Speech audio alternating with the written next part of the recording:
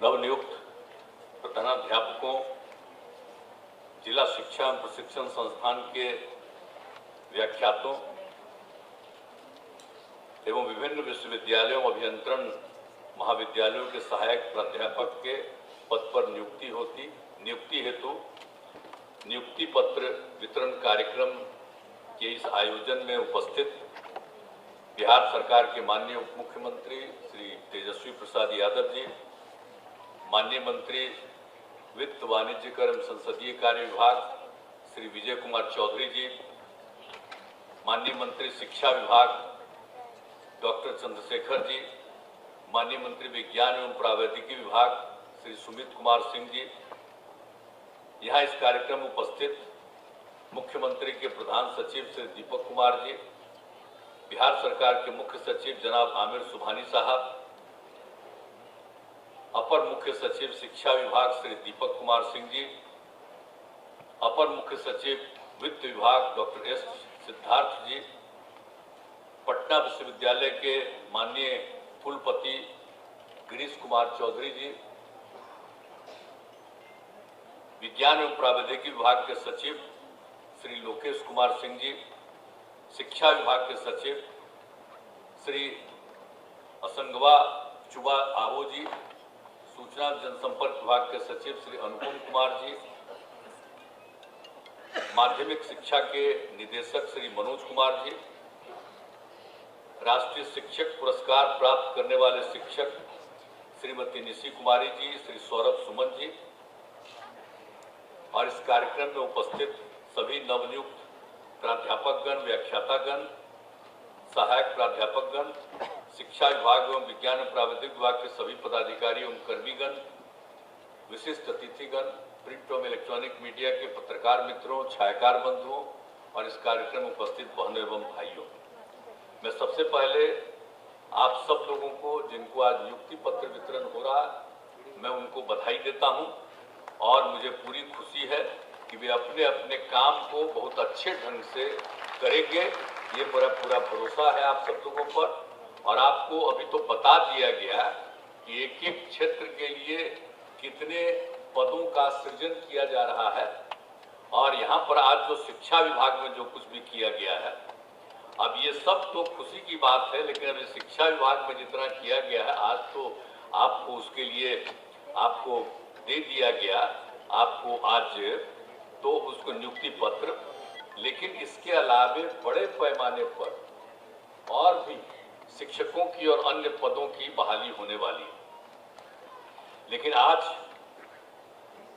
माध्यमिक विद्यालय विभिन्न पंचायतों में नव स्थापित उच्च माध्यमिक विद्यालयों के प्रधानाध्यापक 369 और जिला शिक्षा प्रशिक्षण संस्थान एवं प्राथमिक शिक्षक शिक्षा महाविद्यालयों के लिए व्याख्याता लेक्चरर 37 और पटना विश्वविद्यालय एवं मौलाना मदरुल हक अरबी फारसी विश्वविद्यालय के लिए सहायक प्राध्यापक 17, विज्ञान एवं प्रावैधिकी विभाग से जुड़े हुए अभियंत्रण महाविद्यालयों के लिए सहायक प्राध्यापक असिस्टेंट प्रोफेसर 139, अब इनकी आज बहाली हो रही है। तो सबको बधाई तो मैं दे ही रहा हूं और उम्मीद भी कर रहे हैं कि आप पूरा काम अपना करिएगा। लेकिन आप जानते हैं, जैसा हमने कहा कि बड़े पैमाने पर नियुक्ति का काम किया जा रहा है और हम लोगों ने तरह तरह की संस्थाओं का जो किया, अब सिर्फ जो है कि सरकारी नौकरियों के नियुक्ति के लिए जो बिहार लोक सेवा आयोग और बिहार राज्य कर्मचारी चयन आयोग है, उसके अलावे कितना हम लोगों ने करवाया।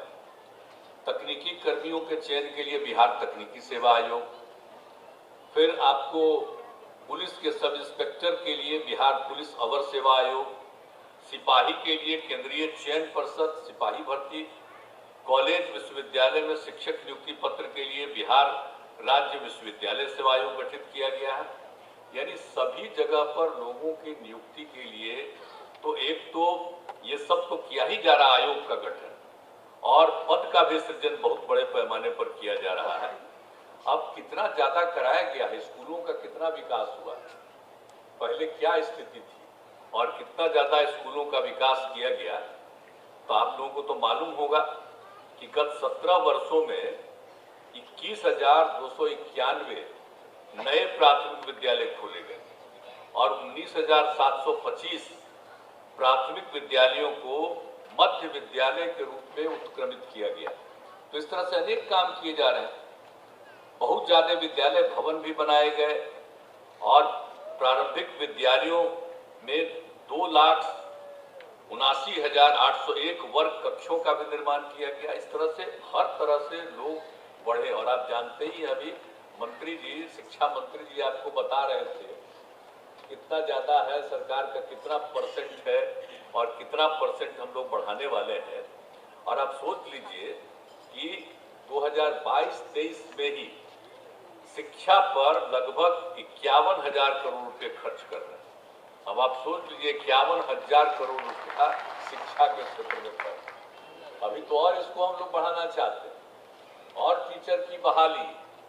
अब कुछ लोग तो आजकल कुछ टीचर सबको बहुत पहले बहाल कराए हैं तो नाराज रहता है कि वो उसका कम है, उसको पता ही नहीं है कि बहाली करवा दी गई पंचायत और नगर निकायों के माध्यम से, लेकिन उसके अलावे वो खूब ठीक से पढ़ावे, उनका पढ़ाते पढ़ाते और हम लोग और पढ़ाते चले जाएंगे, चिंता मत करिएगा कभी, वो सबको पढ़ाते चले जाएंगे। इसलिए बच्चे बच्चियों को पढ़ाने में रुचि रखिए, ये सबसे बड़ी चीज है। आखिर शिक्षक का क्या काम है बताइए? स्कूल में कितना कम लड़कियां पढ़ पाती थी, 5वीं क्लास तक की लड़कियां पढ़ पाती थी और उसके आगे लोगों के घर में था नहीं कि अपनी लड़कियों के लिए कोई कपड़ा दे, अच्छा सा इंतजाम करे, भेजते नहीं थे। तो हम लोगों ने तो उनके पढ़ने का इंतजाम कर दिया, पोशाक योजना, साइकिल योजना, ये सब शुरू किया। कितना ज्यादा लड़कियों की संख्या बढ़ गई। तो अब जो लड़कियां अगर पढ़ेगी और बढ़ेगी लड़कियों की संख्या, तभी तो ये जो हम लोगों का प्रजनन दर है वो घटना शुरू हुआ। ये बिहार का तो जानते ही ना है भाई, ये जो बिहार का जो क्षेत्रफल है वो देश में 12वें नंबर पर है, लेकिन आबादी के हिसाब से 3रे नंबर पर है। अब जरा सोच लीजिए, और उसका कारण क्या था? अब प्रजनन दर 4.3, और जब हमने पूरे देश का आकलन लेकर के जानकारी प्राप्त की और बिहार का भी आकलन किया कि अगर पति पत्नी में पत्नी मैट्रिक पास है तो पूरे देश का प्रजनन दर 2 था, और बिहार में भी अगर पति पत्नी में पत्नी मैट्रिक पास है तो उस परिवार का भी प्रजनन दर 2, और पति पत्नी में अगर पत्नी इंटर पास है तो देश भर का उसका प्रजनन दर था 1.7। लेकिन बिहार में जो हम लोगों ने सर्वे कराया, अगर पति पत्नी में पत्नी इंटर पास है तो उसका प्रजनन दर मिला 1.6। तो उसमें तो यूरेका की भावनाएं, कितनी बड़ी खुशी हुई हमको। और उसी के बाद हमने सोचा कि लड़कियां पढ़ेंगी और इसीलिए प्राथमिक विद्यालय तो हर पंचायत, तो एक एक तरह से जो सारा सब काम हाई स्कूल वगैरह का और उसको +2 तक पढ़ाने का, ये सब काम, और उसके लिए टीचर्स की बहाली के लिए सब कुछ करके, और अभी हाल ही में हम लोगों ने कितना ज्यादा 7,000 करोड़ रुपया से भी ज्यादा अलॉट कर दिया है, और हम तो चाहते हैं कि जरा तेजी से बहाली करा दीजिए। तो अब आप सोच लीजिए कि अब जब आप जानते हैं अब प्रजनन दर कहां पहुंच गया, ये जो लड़कियों को पढ़ा रहे हैं तो प्रजनन दर अब जो 4.3 था, अब वो घटते घटते पहुंच गया है 2.9 पर, और हमको तो 2 पर ले आना है बहुत तेजी से। अब बहुत लोग अब आजकल नहीं कह रहा है कि देश में एकदम बिल्कुल बना देना चाहिए, प्रतिबंध कर देना चाहिए कि कोई 2 से ज्यादा पैदा नहीं करेगा अपने परिवार में। अरे सब बात अनाप शनाप क्यों करते हैं? इसका कोई मतलब है? अरे लड़कियां पढ़ी लेगी, सब जगह सब तरह की लड़कियां, गरीब गुरबा परिवार की सब पढ़ लेगी तो यही हालत होगा। तो हम लोग तो सबको पढ़ाने के लिए न कर रहे हैं कोशिश, तो इन सब चीजों को करने से कोई फायदा है? तो इसीलिए हम लोगों को तो शिक्षा के क्षेत्र में और जितना ज्यादा काम, और इंजीनियरिंग का भी कितना, देखिए कितना काम हो रहा है। अभी मंत्री जी भी बोल रहे थे, पूरे तौर पर इन्होंने बताया। तो जितना ज्यादा हम लोग बना रहे हैं और सब जगह लोगों की बहाली, और कितना पढ़ते थे पहले तो मान लीजिए कि अब इंजीनियरिंग कॉलेज कितना कम था, हम तो आखिर पटने में इंजीनियरिंग कॉलेज पहुंचे, बिहार कॉलेज ऑफ इंजीनियरिंग में। तो बिहार कॉलेज ऑफ इंजीनियरिंग तो देश भर में जब 5 ही 6 इंजीनियरिंग कॉलेज था, तब का ही पटना का बिहार कॉलेज ऑफ इंजीनियरिंग। लेकिन बिहार में इंजीनियरिंग कॉलेज कम, तो हम लोगों ने तो ही सोचा ना।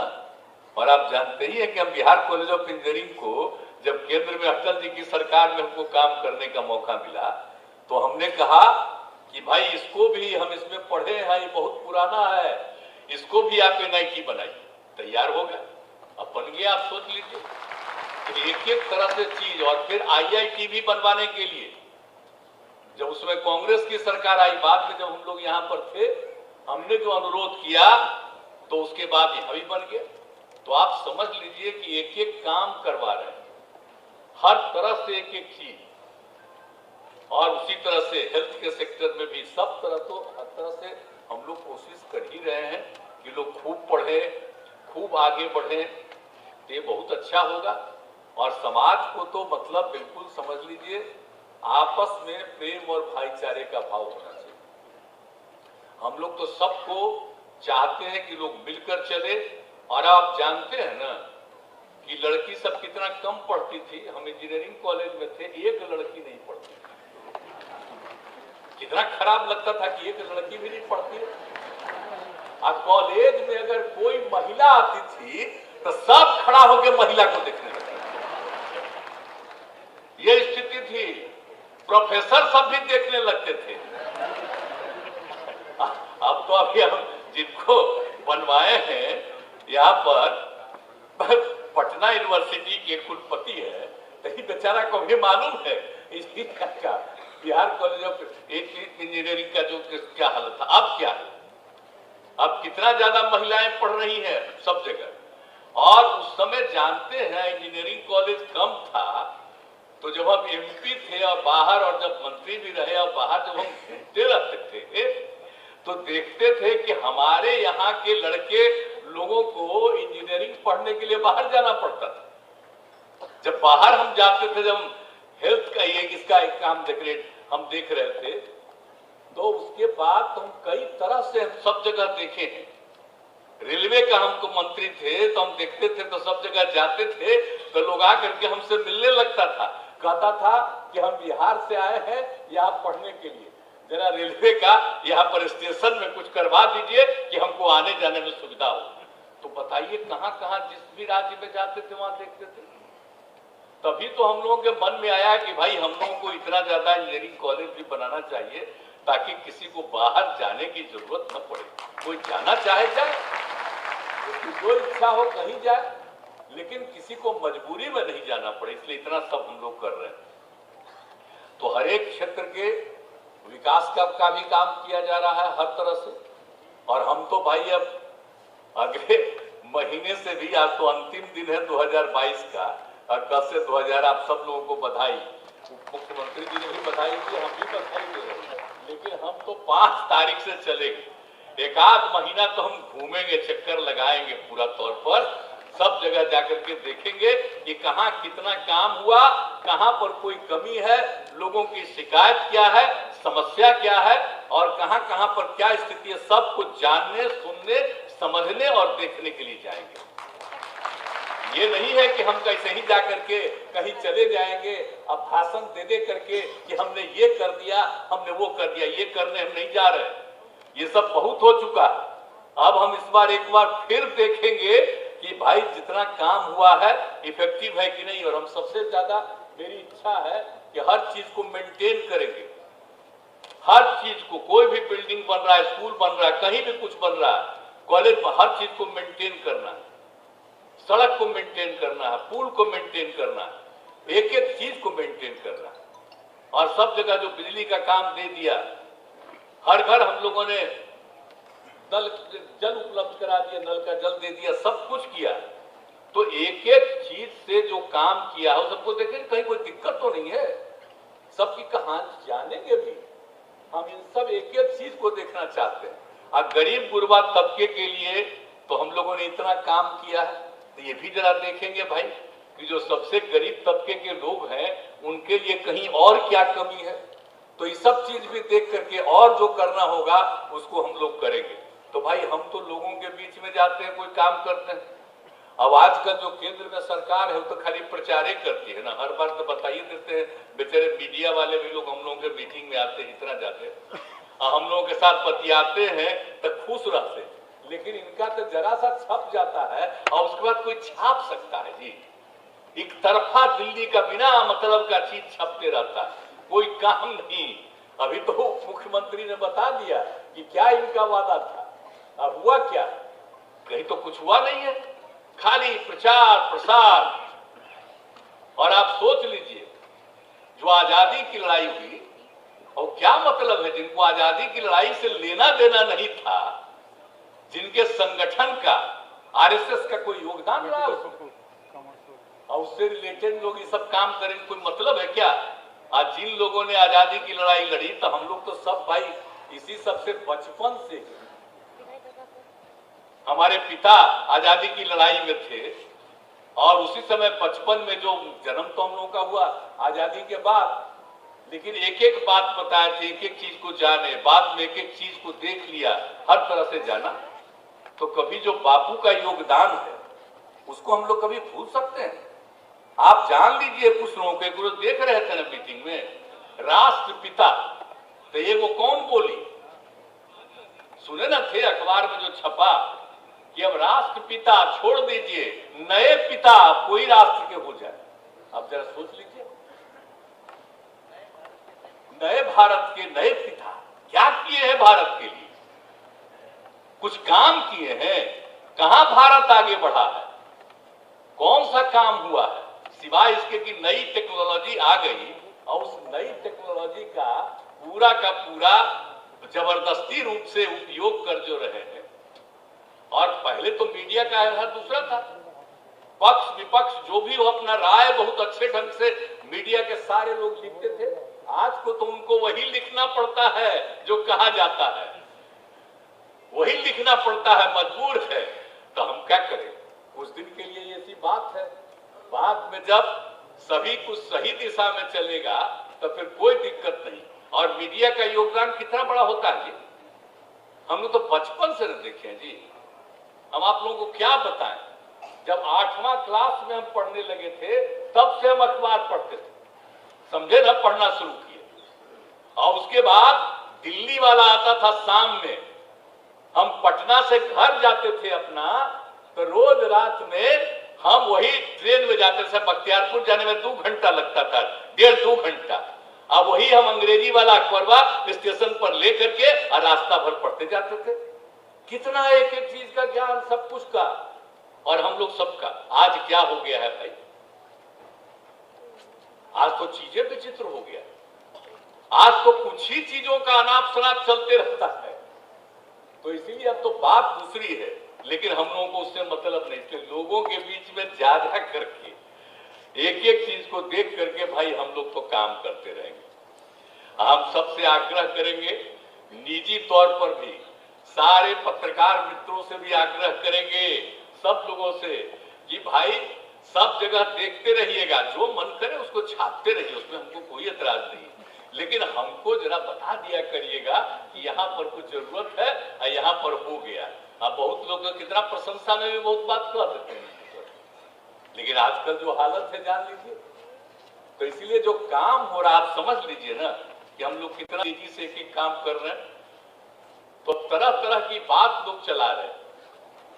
अब तो कितनी बात हम और आप लोगों को कहें, तो हर तरह से आज जो ये दोनों विभाग का जितना भी काम हुआ है बहुत अच्छी बात है। और सब लोग, हम लोग इसी चीज का और जितना विस्तार करना होगा और करेंगे, और सब लोग पढ़े। और जितना ज्यादा यहाँ पर जो काम शुरू किया गया था, साइकिल योजना जो शुरू कराए थे यहाँ, आप सोच लीजिए। तो आपको पता है, अब आजकल तो सब भुला न गए जी, जब साइकिल योजना शुरू कराए बिहार में कहीं नहीं था, और लड़कियों के लिए हमने शुरू किया, और इसको देखने के लिए विदेश से लोग आए। तो जरा सा हम तो पत्रकार मित्रों से आग्रह करेंगे कि भाई 10-11 वाला बतवा भी कम से कम अपना मीडिया पर तो डलवा न दीजिए, ताकि नई पीढ़ी के लोगों को एक एक चीज का मालूम होता रहेगा। कितनी खुशी हुई थी, नहीं तब तो भुलाइए न जाएगा, सब भुला जाएगा। तो जितना काम किया गया और उसको और आगे बढ़ाया, लड़के लोगों की मांग हुई तो हमने उनके लिए भी कर दिया, और इस तरह से एक एक काम करके। और कैसा हुआ, शाम के बाद कोई टहलता था जी। आजकल अब देख न रहे हैं कि रात में भी कितना आदमी घूमता है, कहीं किसी को दिक्कत है। लॉ एंड ऑर्डर का भी पूरा का पूरा ख्याल हम लोग रखते हैं, और समाज में सबको अनुरोध करते थे आपस में झगड़ा मत करो। तो अब कितना कम झगड़ा हुआ है। अब तो कुछ ही चीजों को लेकर के कुछ आदमी तो गड़बड़ होता ही है, वो तो एक अलग बात है। तो सब तरह से हम लोग काम कर रहे हैं, और जो भी जरूरत है उसको हम सब लोग उस काम को करेंगे, और बिहार का विकास होगा। और बिहार तो सबसे पौराणिक जगह है, तो इसलिए बिहार का विकास होना बहुत जरूरी है। और कहाँ चिंता कर रहे हैं, ऊपर वाले लोग कोई चिंता कर रहे हैं, और जहां जहां कुछ कम्मा हम लोग करवा देते हैं वहीं पर जाते हैं कि भाई ये है, कोशिश करते हैं कि यहाँ हो। जैसे हम लोगों ने हर घर नल का जल देना शुरू किया तो वहां पर हो गया, और फिर देने चाह रहे थे पैसा कि केंद्र सरकार का हो जाए कि हम ही करवाए। हमने कहा जरूरत नहीं है, हम राज्य सरकार में हर घर नल का जल दे रहे, आपका पैसा नहीं लेंगे। लेकिन अब आजकल छपते रहता है, तो उसमें होता है जो उन्हीं का छपता है उसी में हो जाता है। तो बहुत लोग समझेगा कि बिहार में भी वही कर दिए। तो हम लोग कब से शुरू कर दिए थे, आई बनाए कब, हम तो शुरू कर दिए थे आपको मालूम है 16 से ही। अब लोग तो कानून बाद में बनाए। तो एक एक चीज को जान लीजिए, हम लोग कौन कौन काम नहीं कर रहे हैं, और आगे भी करते रहेंगे लोगों के पढ़ाने के लिए और सब चीज के लिए। तो सब लोगों से ये आग्रह है कि आप सब लोग हैं, खूब अच्छे ढंग से लोगों को पढ़ाइएगा, ताकि उसको और ज्ञान प्राप्त हो और वो आगे बढ़े और उसको भी काम करने का मौका मिले। ये बात आप सब लोगों से हमारी यही अपील। तो आप लोग करिएगा ना भाई, सबको बुलंदी से पढ़ाइएगा ना, हाथ उठा के बताइए, जल्दी। ठीक है, तो जैसे हथवा उठा लिए और तुरते नीचे कर लिए, ऐसा नहीं करते, पूरा बुलंदी से करिएगा, पूरी बस्ती से पूरा काम करिएगा, सबको खूब आगे बढ़ाइएगा, तब राज्य भी आगे बढ़ेगा और आपकी इज्जत भी बहुत होगी। आप जान लीजिए, जो पढ़ाता है समाज बहुत इज्जत करता है उसका, इसलिए बच्चे बच्चियों को पढ़ाइएगा, आप लोगों की इज्जत बहुत बढ़ेगी, बहुत प्रतिष्ठा बढ़ेगी। और जो है आज जो मिल रहा है, हम लोग आगे आपका तनख्वाह भी हम लोग बढ़वाते जाएंगे, ये सब चिंता मत करिएगा, काम खूब करिएगा। तो आप लोगों ने हाथ उठा करके वचन दे दिया, तो बधाई। और फिर आज तो 22 का अंतिम दिन है, अब कल से 2023 शुरू हो रहा है। तो नए अवसर पर मैं पुनः अगले वर्ष के लिए आप सबको बधाई देता हूं, और पूरी उम्मीद करता हूं कि एक साल में आप इतना अच्छा काम करिएगा कि बिहार और आगे बढ़ जाएगा। तो इन्हीं शब्दों के साथ आज के इस अवसर पर आप सबको बधाई, शुभकामनाएं, और अपनी बात में समाप्त करता हूं। बहुत बहुत धन्यवाद।